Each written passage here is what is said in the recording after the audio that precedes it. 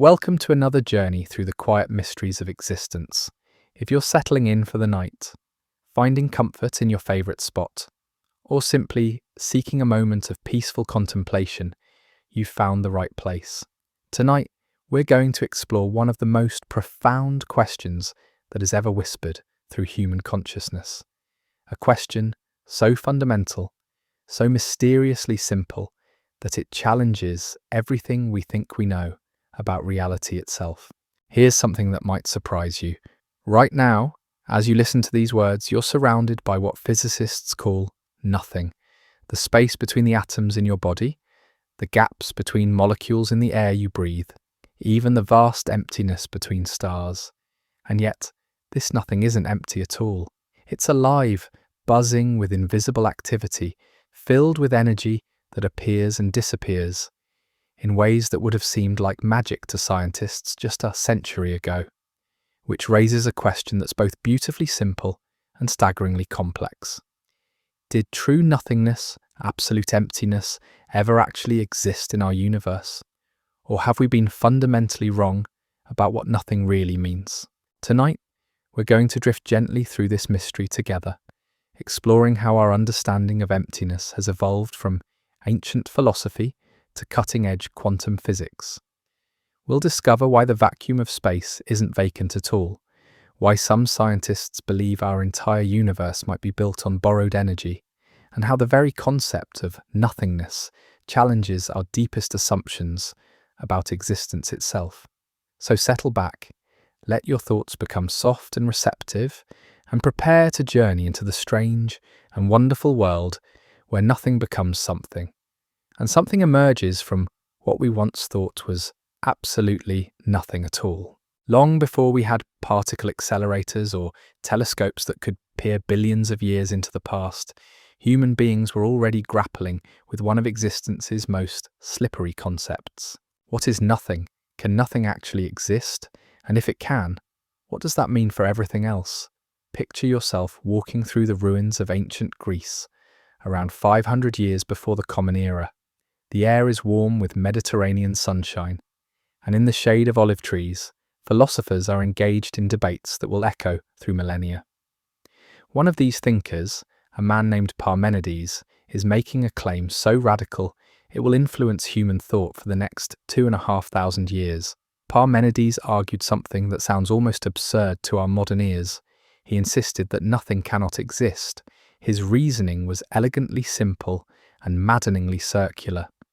To speak of nothing, he said, you must be speaking of something. If you can think about nothing, then nothing must be something, which means it's not nothing at all. Therefore, true nothingness is impossible. Only being exists, pure and unchanging, and everything we perceive as change or movement is merely an illusion. It's the kind of philosophical puzzle that makes your mind do gentle loops, like watching clouds shift shapes in a lazy afternoon sky. And yet, there's something profound in this ancient insight. Parmenides had stumbled upon a truth that modern physics would rediscover in a completely different form. The idea that what we call nothing might not be nothing at all. But not everyone was satisfied with Parmenides' static universe. Enter the atomists, philosophers like Leucippus and Democritus, who proposed a revolutionary compromise. Yes, they said, there must be something rather than nothing. But existence consists of tiny indivisible particles, atoms, moving through void. The void isn't nothing in the absolute sense. It's the space that allows atoms to move and interact. This was a breathtaking leap of imagination. These ancient thinkers, without any instruments more sophisticated than their own reasoning minds, had proposed a picture of reality that bears striking similarities to our modern understanding. Matter made of fundamental particles, separated by space that seems empty but serves a crucial function. The atomists were essentially saying that nothingness, in the sense of absolute void, doesn't exist. What we call empty space is actually a kind of stage, a receptacle that makes motion and change possible. Without this void, they argued, everything would be locked in place, a solid plenum with no room for movement or transformation. Jump forward about 2,000 years, and you'll find Isaac Newton wrestling with similar ideas. Newton needed absolute space, a fixed background against which motion could be measured. His space wasn't nothing, it was something very specific, an eternal, unchanging framework that provided the stage for all physical events. Newton's absolute space was like a cosmic theatre, invisible but essential, giving meaning to concepts like velocity and acceleration. But here's where the story takes an interesting turn. As our understanding of physics deepened, this comfortable notion of empty space as a simple backdrop began to crack. Einstein's theories of relativity showed that space and time weren't separate, fixed entities, but were woven together into a dynamic fabric that could bend, stretch, and curve. Space wasn't just a stage for physical events, it was a participant in them. And then came quantum mechanics, with revelations so strange they made Einstein himself uncomfortable. The quantum revolution didn't just change how we thought about matter and energy, it completely transformed our understanding of emptiness itself. The ancient philosophers had asked whether nothing could exist.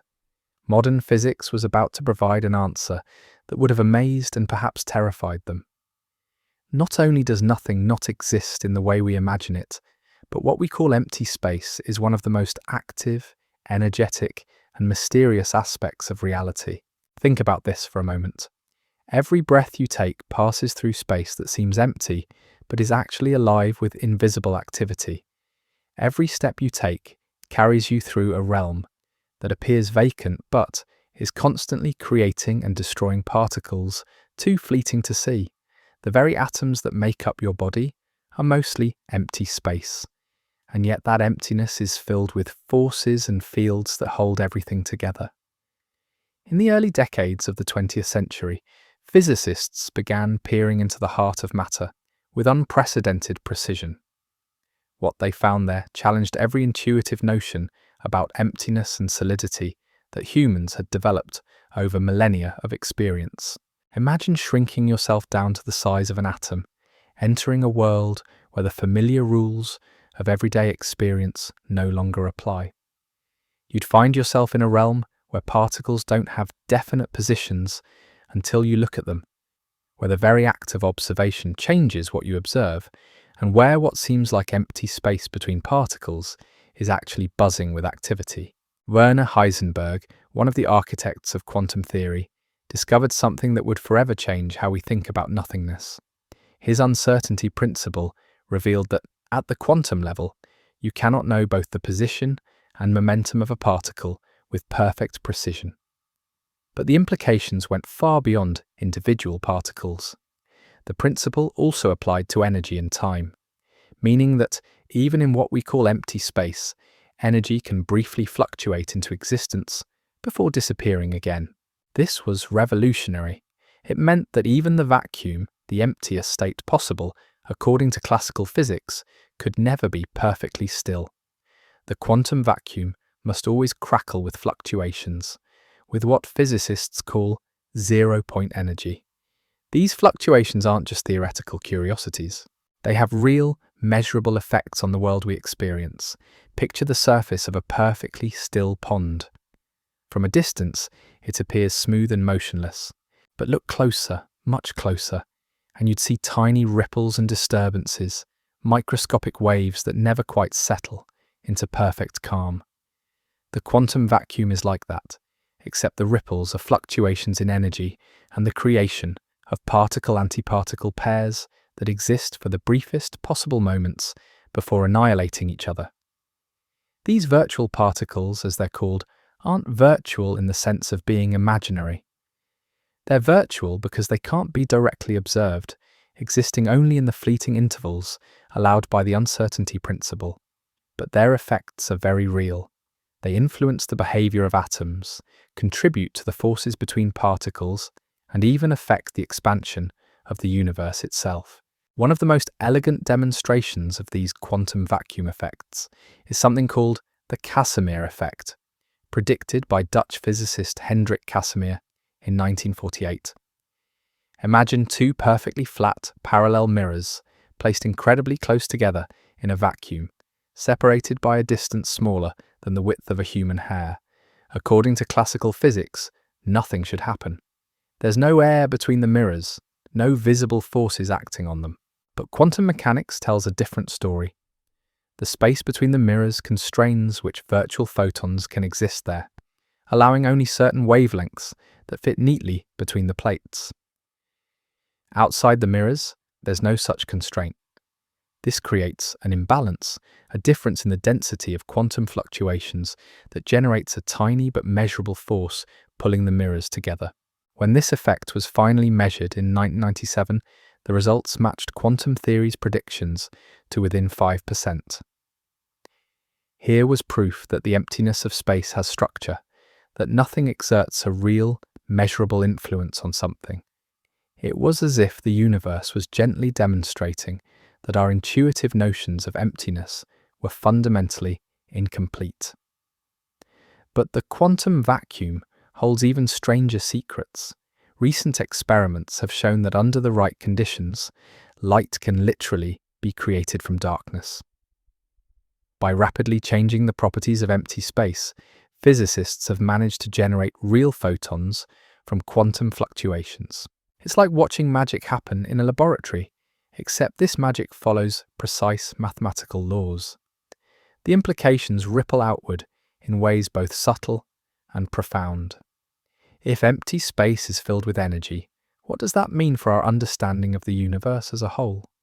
Some physicists have suggested that the expansion of the universe itself might be driven by this vacuum energy, the mysterious dark energy that makes up roughly 70% of everything that exists. Yet here we encounter one of the deepest mysteries in modern physics. When scientists try to calculate how much energy the quantum vacuum should contain, they get an answer that's not just wrong, it's spectacularly, almost comically wrong. The predicted energy density is larger than what we observe by a factor that defies comprehension, a discrepancy so enormous it's been called the worst prediction in the history of physics. This failure points to something profound about the limits of our current understanding. We know that the quantum vacuum isn't empty, but we don't truly understand what it is or how it fits into the larger picture of reality. It's as if we've discovered that what we thought was silence is actually a symphony, but we can only hear a few scattered notes and have no idea what the full composition might sound like. As you drift through these ideas, consider the strangeness of your own existence in this context. You are made of atoms that are mostly empty space, held together by forces that emerge from what seems like nothingness. The very stability of matter depends on quantum effects that blur the line between something and nothing. In a very real sense, you are a pattern of organization imposed on emptiness, a temporary arrangement of quantum fields that has learned to contemplate its own existence. The ancient philosophers asked whether nothing could exist. Quantum physics suggests they were asking the wrong question. The real mystery isn't whether nothing can exist, it's whether anything we call nothing actually is nothing at all. And as we'll discover, this question leads us into even stranger territory, where the boundaries between existence and non-existence become beautifully, mysteriously blurred. The journey through quantum nothingness has only just begun, and ahead lies territory even more wondrous and unsettling than what we've explored so far. We're about to discover that not only is empty space not empty, but it might be fundamentally unstable, poised on the edge of a transformation that could rewrite the laws of physics themselves. As we settle deeper into this exploration of nothingness, imagine for a moment that everything around you, every atom in your body, every photon of light that has ever reached your eyes, might exist on borrowed time.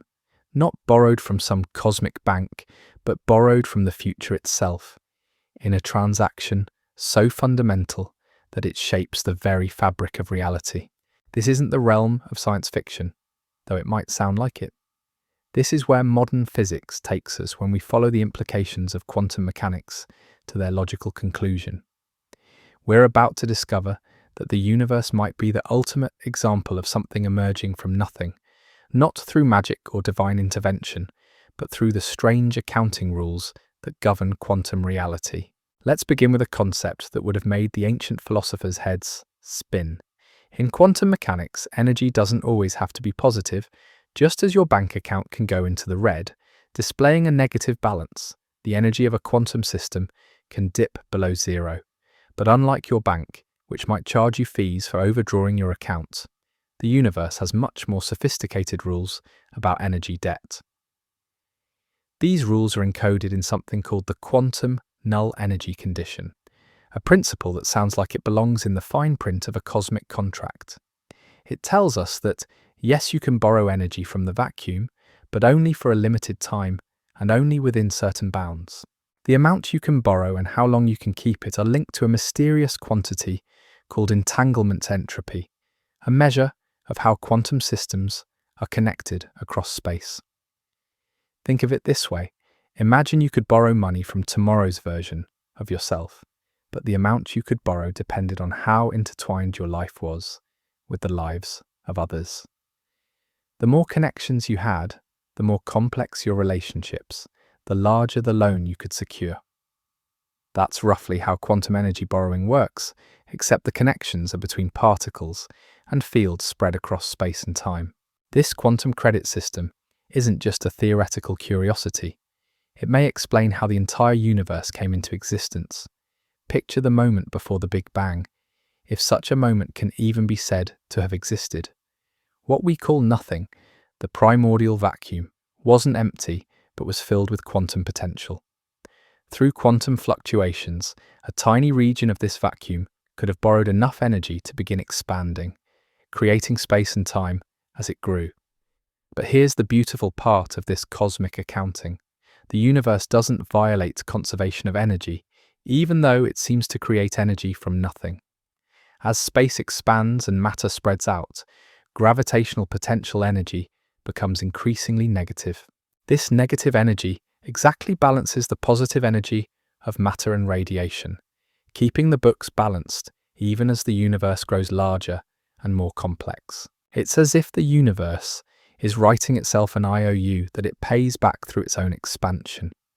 The faster space expands, the more negative gravitational energy it accumulates, offsetting the positive energy of all the stars, planets, and life that emerge from this cosmic dance.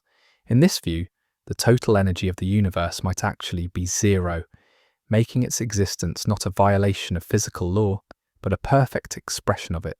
Recent experiments have begun to explore these ideas in laboratory settings. Physicists have discovered ways to manipulate the quantum vacuum, creating conditions where energy can be extracted from seemingly empty space. But as the theory predicts, this energy must be borrowed from somewhere else, maintaining the cosmic balance even as it challenges our everyday understanding of where energy comes from. Consider Alice and Bob, two physicists separated by a great distance, each with access to what appears to be empty space. Alice performs a measurement on her local vacuum, injecting energy into the quantum fields around her. This measurement reveals information about quantum fluctuations, patterns in the apparent nothingness that fills her laboratory.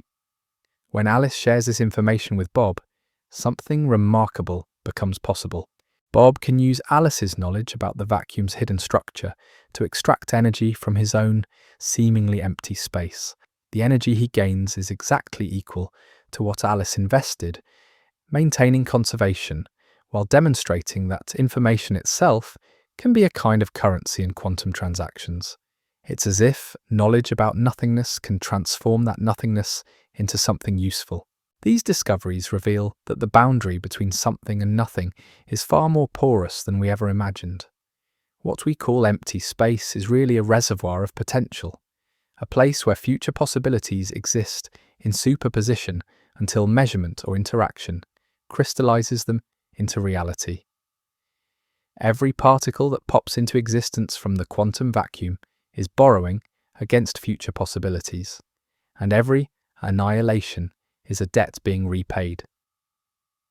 But this quantum credit system may have an even more dramatic implication, one that brings us face to face with the ultimate question about nothingness. If our universe exists on borrowed energy, What happens when that cosmic loan comes due? Is our entire reality built on a foundation that might one day prove to be unstable?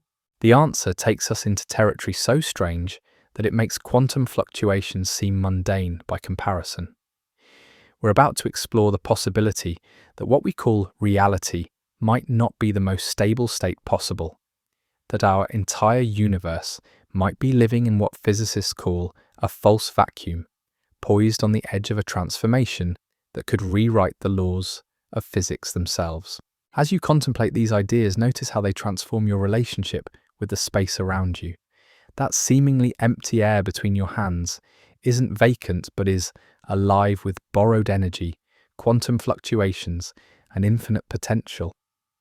You're not just surrounded by nothingness, you're immersed in a sea of possibilities that are constantly being realized and dissolved, borrowed and repaid in transactions too quick and subtle for ordinary perception to detect. The ancient philosophers wondered whether nothing could exist. Modern physics suggests they were asking the wrong question entirely. The real mystery isn't whether nothing exists, but whether anything we call nothing is ever truly nothing at all. And as we're about to discover, this question leads us to contemplate scenarios so profound they challenge our deepest assumptions about the permanence of reality itself. There's a possibility that keeps some physicists awake at night, staring at the ceiling and contemplating the fundamental stability of existence itself. It's not the heat death of the universe or the collision of galaxies. It's something far more immediate and absolute. The possibility that right now, as you listen to these words, we might be living in what's called a false vacuum, a state that feels stable and permanent but is actually balanced on the edge of a cosmic precipice. To understand this concept, imagine a ball resting in a shallow depression on a hillside. From the ball's perspective, it's in a stable position, a local minimum where it can rest comfortably. But if you could see the entire landscape, you might notice that further down the hill, there's a much deeper valley. The ball appears stable, but it's actually in what we call a metastable state. A small push, a gentle vibration, could send it rolling toward a configuration with much lower energy. Our universe might be that ball, and the Higgs field that permeates all of space might be resting in just such a false valley. The Higgs field, discovered experimentally in 2012, is responsible for giving particles their mass. It's like an invisible molasses that fills the universe, and particles acquire mass by interacting with this field. But what if the field's current state isn't its true ground state? What if it's merely stable enough to persist for billions of years while remaining poised for a dramatic transition? This isn't idle speculation. Calculations based on our current understanding of particle physics suggest that the Higgs field might indeed be metastable. The true vacuum, the state of lowest possible energy, might be one where the field takes on completely different values, creating a universe with entirely different physical laws. In such a universe, atoms as we know them couldn't exist. Chemistry would be impossible. Life would be unimaginable.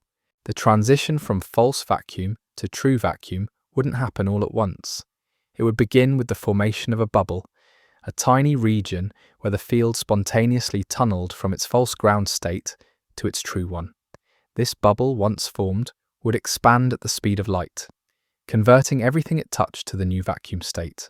And here's the terrifying beauty of it. We would never see it coming. Light from the approaching boundary would arrive at exactly the same time as the transformation itself.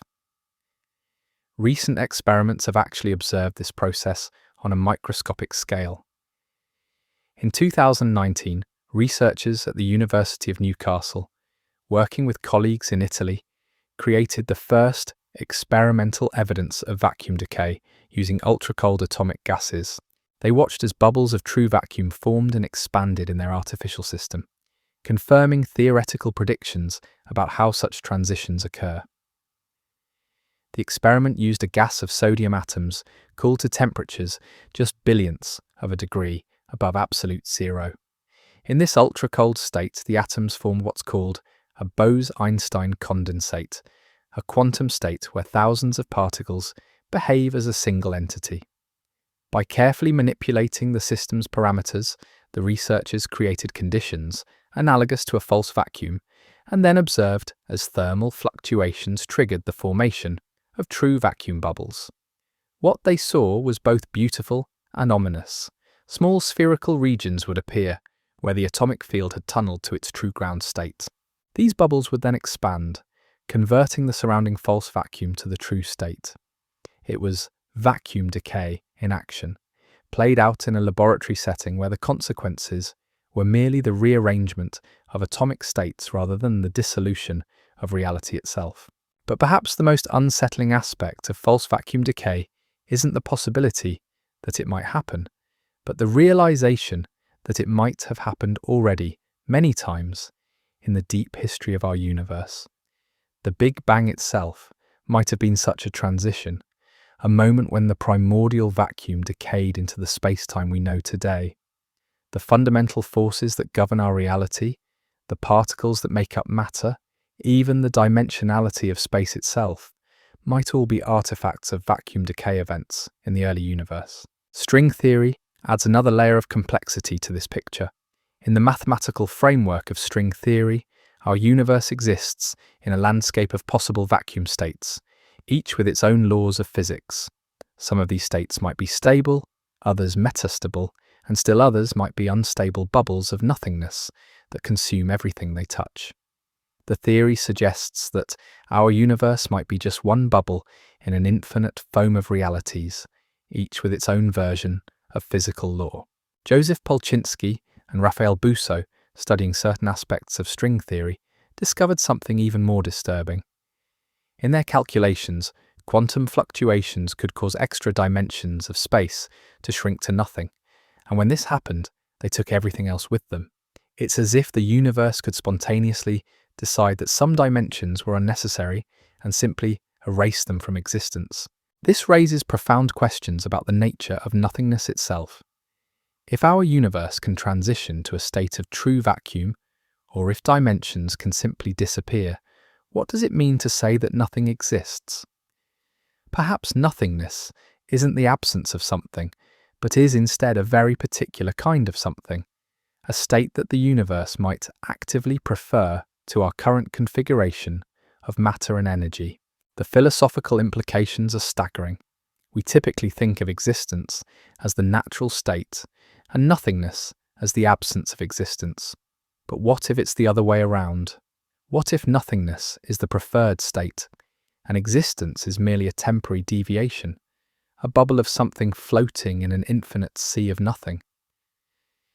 This perspective transforms how we think about the famous question, why is there something rather than nothing? Perhaps the question should be, how long can something persist before returning to nothing? In this view, existence isn't the default state that requires explanation. Instead, it's a remarkable but temporary achievement, a brief flowering of complexity in a universe that ultimately tends toward emptiness. Yet even this picture may be incomplete. Recent work in quantum gravity suggests that the distinction between something and nothing might be more subtle than we imagine. In some theories, spacetime itself emerges from more fundamental quantum processes. What we call empty space might be like the surface of an ocean, appearing smooth and continuous from a distance, but revealing incredible complexity when examined closely.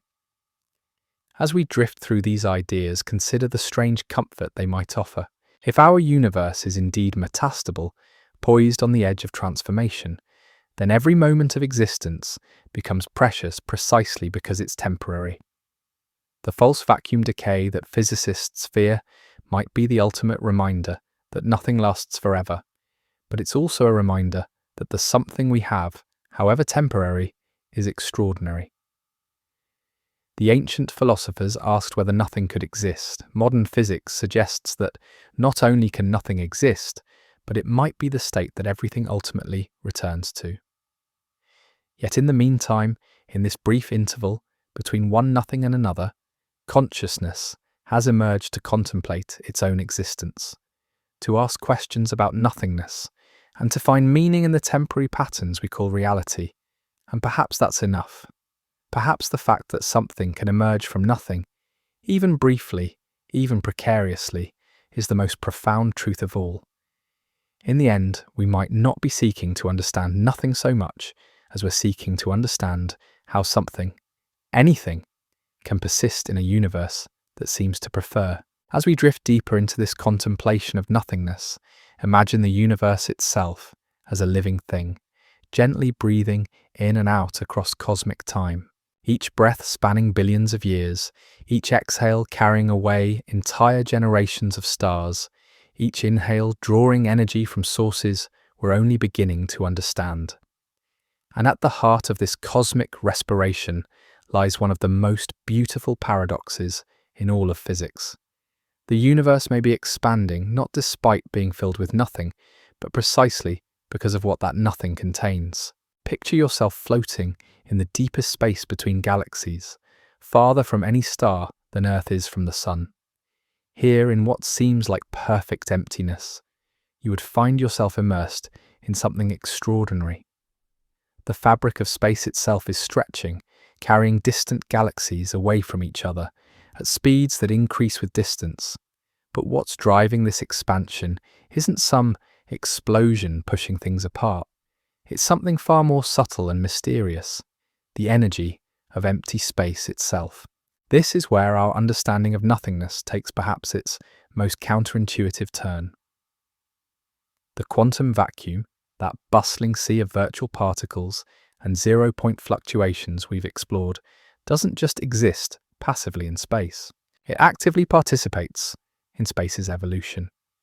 The energy density of the vacuum, tiny as it might be at any given point, adds up across the vast reaches of the universe to become the dominant component of cosmic evolution. Dark energy, as astronomers call it, makes up roughly 68% of everything that exists. It's not dark because it absorbs light, but because it interacts with matter so weakly that it's essentially invisible to our instruments. We detect it only through its gravitational effects, through the way it stretches space itself. And the most remarkable thing about dark energy is that it behaves exactly like we would expect vacuum energy to behave.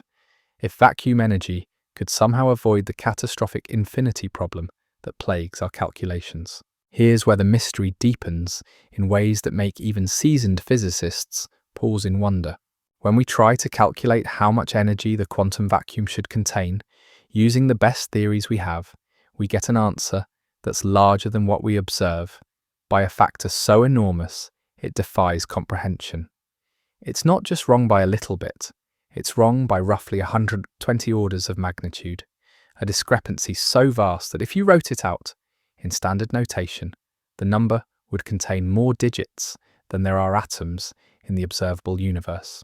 This failure of prediction points to something profound about the limits of our current understanding. We know that empty space has energy, but we don't know why that energy has the incredibly precise value it does. If the vacuum energy were even slightly larger, the universe would have expanded so rapidly that galaxies, stars, and planets could never have formed. If it were negative, space itself might have collapsed before matter could organize into complex structures. The value we observe seems to be fine-tuned to an almost impossible degree, as if the universe has found exactly the right balance between expansion and collapse to allow for the emergence of complexity. Some physicists find this so improbable that they propose we must live in a multiverse, an infinite collection of universes with different vacuum energies and existence. But there's another possibility, one that brings us back to ours we naturally find ourselves, in one where the value permits our central theme of nothingness and existence. What if the energy of the vacuum isn't fixed but is dynamically determined by the universe's own structure? What if the nothing that fills space is somehow self-regulating, maintaining just the right energy density to keep the cosmic expansion steady and smooth? Recent observations have revealed that the expansion of the universe hasn't been constant throughout cosmic history. For the first several billion years after the Big Bang, gravity dominated, and the expansion gradually slowed down. But then, around 5 billion years ago, something changed. The expansion began to accelerate, as if some new force had awakened and started pushing space apart more vigorously. This transition from deceleration to acceleration marks a moment when the universe's character fundamentally shifted. It's as if the cosmic nothing that fills space decided to become more active, more aggressive in its expansion. And this change coincides roughly with the era when matter became sufficiently dilute that the energy of stars and galaxies. Think of it as the energy of empty space began to dominate over the universe, growing into its true nature. In its youth, when matter was dense and gravity was strong, the expansion was controlled by the gravitational attraction between galaxies. But as space stretched and matter thinned out, the intrinsic energy of nothingness itself began to take control. We're now living in the era of vacuum dominance, when empty space determines the universe's fate. This realization transforms how we think about our place in cosmic history. We exist during a brief transitional period, when matter is still concentrated enough to form stars and support life, but when the energy of nothingness is already beginning to assert its dominance. Future civilizations, if they exist, will inhabit a universe increasingly controlled by the properties of empty space, rather than the matter and energy we consider fundamental. Vacuum energy, the universe will become increasingly empty, and as the expansion accelerates, driven by this cold, distant galaxies will disappear beyond our cosmic horizon, carried away by the stretching of space itself. Eventually, even nearby galaxies will be pulled apart, stars will burn out, and the universe will approach a state that resembles the nothingness from which it may have emerged. But even this far future won't be truly empty. The quantum vacuum will still be there, still crackling with virtual particles and zero-point fluctuations. In a sense, the universe will have come full circle, returning to a state dominated by the energy of nothingness itself. The cosmic breathing that began with the Big Bang will reach its maximum expansion, and then perhaps the cycle will begin again. Some theories suggest that vacuum decay events, those bubble formations we discussed earlier, might provide a mechanism for cosmic renewal. If our current vacuum is indeed metastable, its eventual decay could trigger the formation of a new universe with different physical laws. The nothing that fills our space could transform into a different kind of nothing, supporting a completely different form of existence. This vision of cosmic evolution reveals nothingness not as the absence of everything, but as the foundation from which everything emerges and to which everything returns. The vacuum isn't empty space waiting to be filled, it's the active, dynamic substrate from which space, time, matter, and energy all arise. In this view, existence isn't the opposite of nothingness, but is instead a temporary pattern imposed on an infinitely creative of space and time. Notice how they are void. As you contemplate these vast scales frame the significance of this moment. You exist during a cosmically special era, when the universe is old enough to have formed complex structures, but young enough that stars still shine and planets still orbit.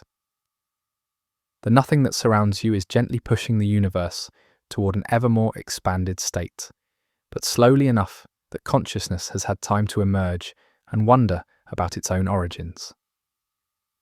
The ancient philosophers asked whether nothing could exist. The universe itself seems to be demonstrating that not only can nothing exist, but it can evolve, change, and ultimately determine the fate of everything we consider real. We're living inside the answer to that ancient question, surrounded by a nothing so creative and dynamic that it has learned to expand, to accelerate, and to give birth to the very something that contemplates its nature. And perhaps that's the most profound realization of all. We aren't separate observers studying nothingness from the outside. We are temporary expressions of that nothingness, brief moments when the vacuum's infinite creativity has organized itself into patterns complex enough to ask questions about their own existence. In seeking to understand nothing, we're really seeking to understand the deepest nature of the creative force from which we ourselves have emerged. In the basement of laboratories around the world, something extraordinary is happening. Scientists are learning to manipulate nothingness itself, to coax energy from emptiness, and to demonstrate in controlled conditions that the boundary between something and nothing is far more fluid than our everyday experience suggests. These aren't science fiction experiments or theoretical speculations. They're real demonstrations of principles that challenge our most fundamental assumptions about what can emerge from what appears to be absolutely nothing at all. Let's step into one of these laboratories, where the temperature approaches absolute zero and sophisticated instruments monitor quantum systems with precision that would have seemed magical just decades ago.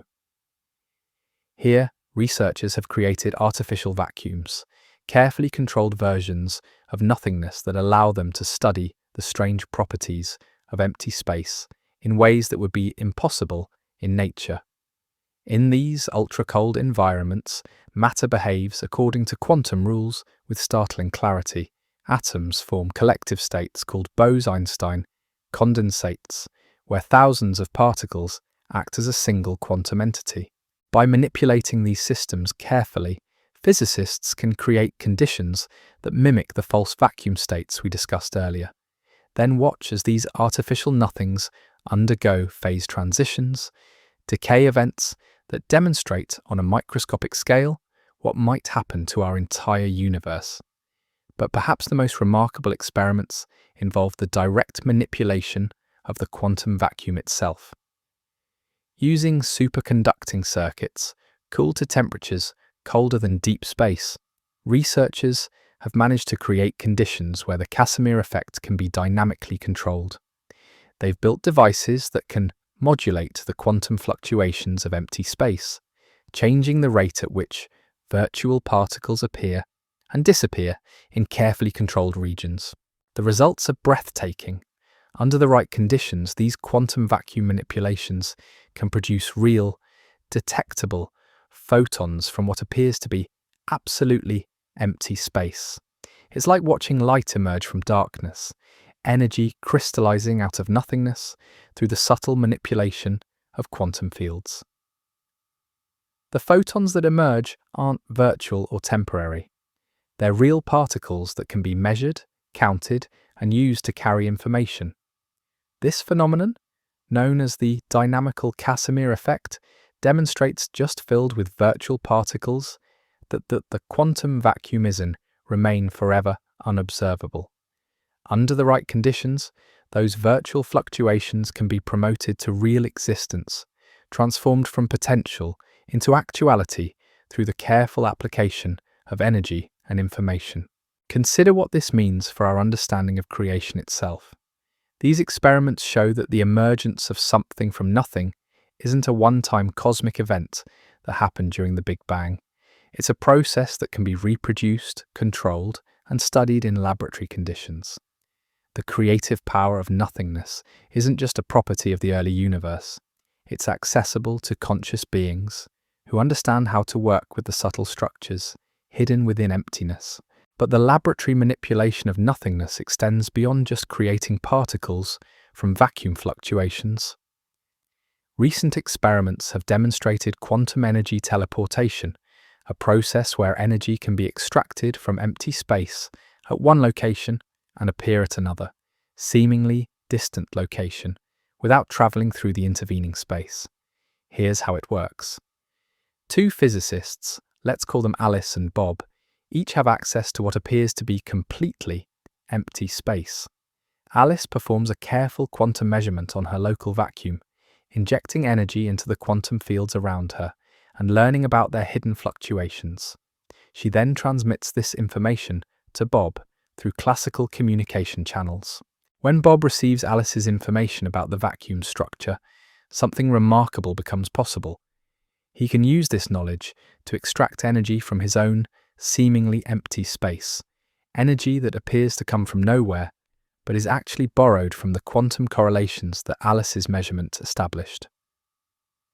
The energy Bob extracts is exactly equal to what Alice invested, maintaining conservation while demonstrating that information about nothingness can be converted into usable energy. These experiments reveal that the quantum vacuum isn't just a passive repository of virtual particles. It's an active medium that can store, transport, and transform information in ways that blur the traditional boundaries between matter, energy, and information itself. Empty space becomes a kind of quantum communication network, allowing correlations and influences to propagate through regions that appear to contain nothing at all. Even more remarkably, recent theoretical work suggests that consciousness itself might play a fundamental role in these quantum vacuum processes. Some physicists have proposed that the act of measurement, the conscious observation that collapses quantum superpositions into definite states, might be intimately connected to the way energy and information flow through the quantum vacuum. This isn't mysticism disguised as physics. It's a serious theoretical framework that attempts to understand how conscious observation fits into the quantum mechanical description of reality. If consciousness does play a fundamental role in collapsing wave functions and determining quantum outcomes, then conscious beings might have a deeper connection to the creative processes of the vacuum than we've previously imagined. Thinked and nothingness. Every conscious observation, every moment of awareness might be participating about what this might mean for the relationship between mine in the ongoing creation of reality from the quantum vacuum. Consciousness wouldn't be an accidental byproduct of complex matter. It would be an active participant in the process by which something emerges from nothing, moment by moment, observation by observation. These laboratory studies of nothingness also reveal something profound about the nature of physical law itself. The rules that govern vacuum fluctuations, the principles that determine how virtual particles can become real, the mechanisms that allow energy to be borrowed from emptiness, all of these operate according to mathematical relationships that seem to exist independently of the matter and energy they govern. This suggests that nothingness isn't just the absence of physical law, but might actually be the source from which physical law emerges. The quantum vacuum, in its deepest nature, might be pure mathematical structure, pure information, expressing itself through the patterns of virtual particles and zero-point fluctuations that give rise to the world we experience. As we witness these laboratory demonstrations of creation from nothingness, we're seeing evidence that the universe is far more creative, far more fundamentally creative than our everyday experience suggests. The nothing that surrounds us isn't empty potential waiting to be filled. It's active creative principle, constantly generating the reality we inhabit through processes so subtle and quick that they normally escape our notice. And perhaps most remarkably, these experiments suggest that conscious beings aren't just observers of this creative process. We're participants in it. Every measurement we make, every observation we perform, every moment of conscious awareness might be contributing to the ongoing creation of reality from the inexhaustible creativity of nothingness itself. The ancient philosophers wondered whether nothing could exist. These modern experiments demonstrate that not only does nothing exist, but it's the most creative, most dynamic, most fundamentally active aspect of reality. We're not studying nothingness from the outside. We're expressions of its creative power, temporarily organized patterns of emptiness that have learned to ask questions about their own impossible existence. As our journey through nothingness draws towards its culmination, we arrive at perhaps the most mysterious territory of all. Here, at the intersection of physics and consciousness, we encounter a question so profound it seems to shimmer at the edge of what language can express. What does it mean for nothingness to become aware of itself? What happens when the creative emptiness from which everything emerges develops the capacity to contemplate its own nature? You are, in this very moment, participating in this cosmic recursion. Your consciousness, arising from patterns of quantum fields that emerge from the vacuum, is turning its attention to the vacuum itself. It's as if the universe has developed a sense of self-reflection through the emergence of minds capable of asking questions about their own origins in nothingness. Consider the strangeness of this situation. The atoms that make up your brain are mostly empty space, held together by forces that emerge from quantum field interactions. The electrical patterns that constitute your thoughts arise from the movement of charges through this mostly empty neural tissue. And now these patterns, these temporary arrangements of emptiness and energy, are contemplating the nature of emptiness itself. There's something almost mystical about this recursive loop, this moment when nothing examines nothing and finds something meaningful in the examination. It's as if consciousness represents the universe's attempt to understand itself from the inside, to develop an internal perspective on the creative processes that give rise to existence from apparent nothingness. But consciousness doesn't just observe nothingness passively. As we've seen in our exploration of quantum mechanics, the act of conscious observation seems to play a fundamental role in determining quantum outcomes. When you observe a quantum system, you're not just learning about it, you're participating in the process by which its possibilities collapse into actualities. This suggests a profound intimacy between consciousness and the quantum vacuum. Every moment of awareness might be a moment when the potential stored in nothingness crystallizes into the specific reality you experience. Your consciousness doesn't just emerge from emptiness, it actively participates in the ongoing creation of fullness from emptiness, moment by moment, observation by observation. Think about what you're doing right now as you listen to these words. You're processing information, recognizing patterns, connecting ideas across vast conceptual distances. But where does this processing happen? It occurs in the spaces between neurons, in the quantum fields that mediate synaptic transmission, in the electromagnetic patterns that arise from and return to the vacuum state. Your thoughts are temporary arrangements of nothingness, brief patterns imposed on emptiness that have learned to recognize themselves as patterns. When you think about thinking, when you become aware of awareness itself, you're witnessing nothingness developing the capacity for self-reflection. This perspective transforms how we understand the relationship between mind and matter, between consciousness and the physical world. Instead of consciousness being something that emerges from complex arrangements of matter, consciousness might be something that emerges from complex arrangements of emptiness, patterns of organization imposed on the creative potential of the vacuum itself. Some philosophers and physicists have suggested that consciousness might be a fundamental feature of reality, as basic as mass or charge. In this view, the capacity for experience doesn't arise from complexity, but is present even in the simplest quantum systems. The vacuum itself might have a kind of primitive awareness, a capacity to respond to and register information about its own state. This isn't panpsychism in the traditional sense, where every rock and river is assumed to have conscious experience.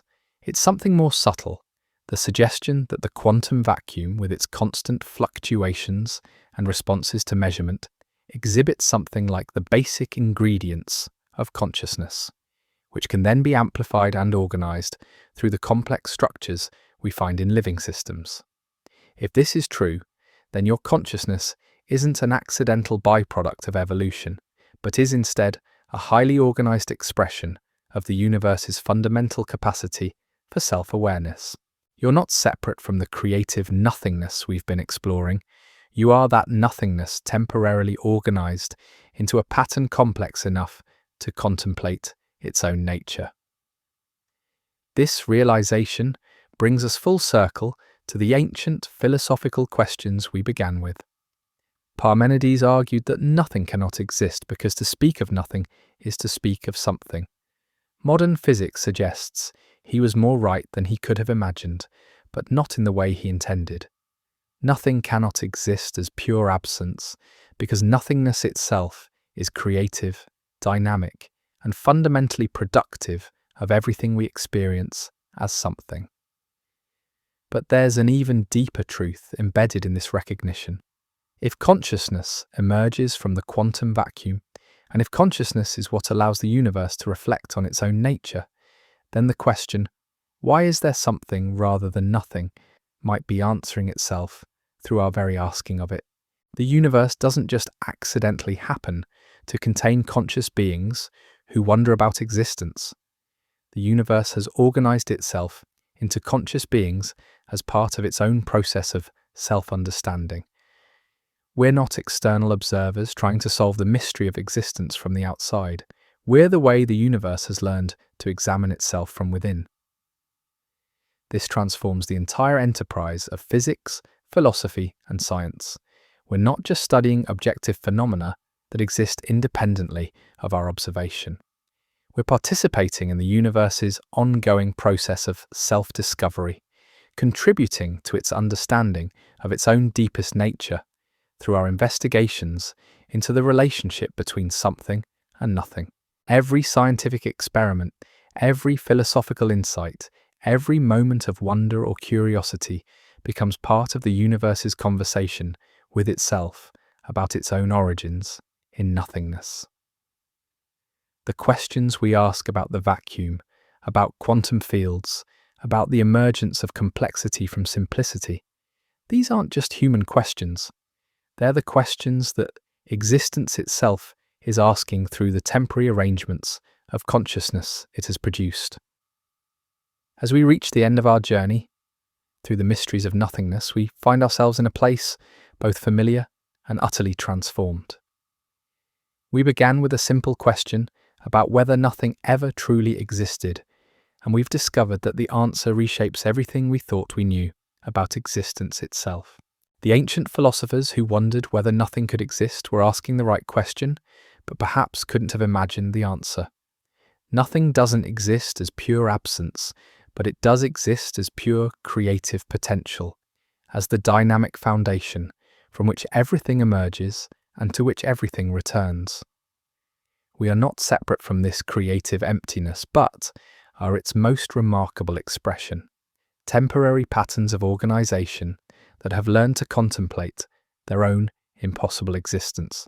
Rest now in this understanding, knowing that you are both nothing and everything, a brief flowering of consciousness in the infinite creativity of the void.